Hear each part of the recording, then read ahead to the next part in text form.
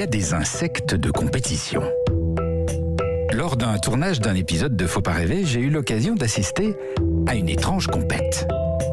Ça se passait quelque part dans un endroit signalé par rien, connu des seuls amateurs, dans une sorte d'espace entre des murs de parpaing et sous une bâche en plastique. Bref, a priori, rien qui fait rêver. Mais en approchant, j'entends des cris, des vives discussions, et en entrant, je vois des liasses de billets qui circulent.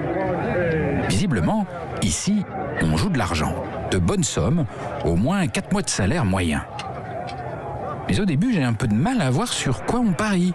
Je vois surtout une 50aine de balinets assez excités autour d'un tapis posé au sol. Au milieu du tapis, il y a un tout petit socle sur lequel sont posés 2 tubes. 2 tubes de bois d'environ 15 cm de long et grosso modo 5 cm de diamètre. Des tubes dont les côtés comportent des fentes pour laisser passer l'air. Ça s'agite beaucoup autour des tubes. Je vois même un homme très concentré en train d'agiter une sorte de brindille qui passe dans les fentes du tube et il est en train de crier « Allez, allez, vas-y, vas-y !» Mais je ne vois rien d'autre, rien du tout.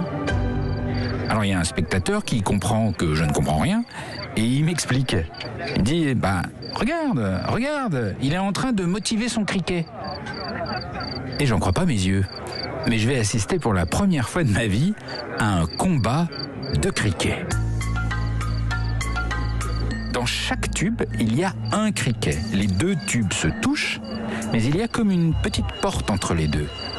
Et au signal, on lève la porte. Les criquets se foncent dessus, et en un instant, c'est la bagarre.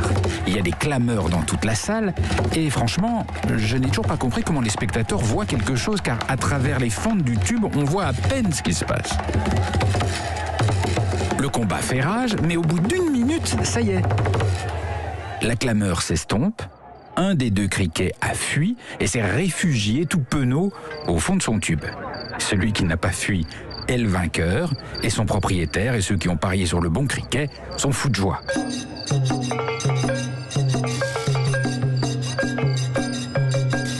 C'est complètement dingue, parce que on ne voit rien, ça dure quelques secondes, on comprend pas bien pourquoi un criquet a fui et pas l'autre, mais ça rend fou d'excitation les balinets. Alors je vais voir l'un des propriétaires et entraîneurs de criquet, et je lui demande comment il fait pour avoir de bons spécimens, de bons criquets de compétition. Et il me dit, je les entraîne. Je les entraîne tout le temps, je les fais nager dans un verre d'eau. Et alors, encore mieux, lorsque je lui demande s'il leur donne un régime alimentaire spécial, il répond, des cacahuètes, de l'eau, et tout ça mélangé avec du Viagra. Le Viagra, ça les rend forts. Je suis un peu sidéré par la réponse, et je lui demande, mais alors, après le Viagra, est-ce qu'il a droit à une petite récompense, une petite amourette avec une femelle criquet ? Ah non, surtout pas. Du Viagra et pas de femelle, c'est ça le secret de la réussite. Europe 1. 11h midi, et si on partait ? Philippe Googler.